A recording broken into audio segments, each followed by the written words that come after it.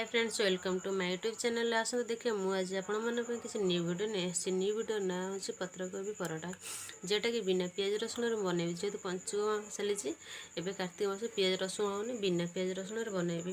ये गोटे पत्रकोबी काटी नहीं ये कैप्सिकम, अदा, टमाटो, ये गोटे आलू को पूरा गुण गुण काटी नहीं ये मैदा नहीं दलिक। आपण मैंने चाहिए भी ये अटा यूज करेंगे। मुझे मैदा नहीं सहित किसी गुंड मसला नहीं। देखु एबे तेल गरम हो आदि आम पत्रकोबी पकेबा।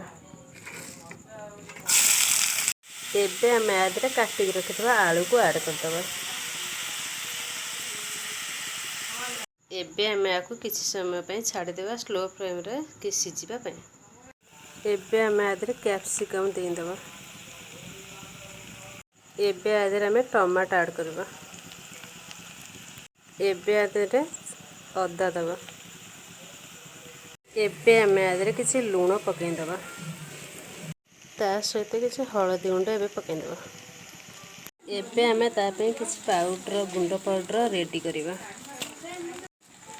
धनिया पाउडर, गरम मसला, एबे पकाए काश्मीरी चिली। एबे आम आपको पानी रे किसी समय पे गोलिक रखीदबा।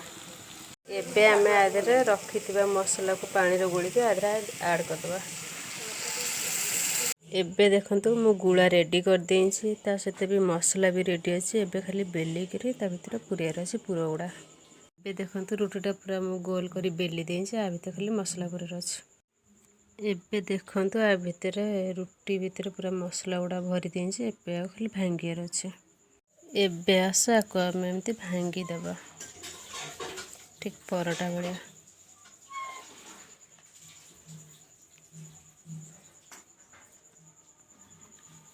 एबे हमर रेडी हेला परोटा।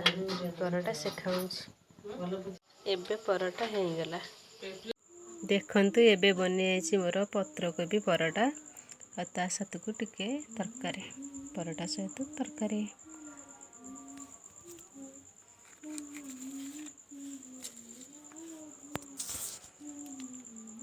रहूँ। पुणी देखाबा आ गोटे वीडियो रे।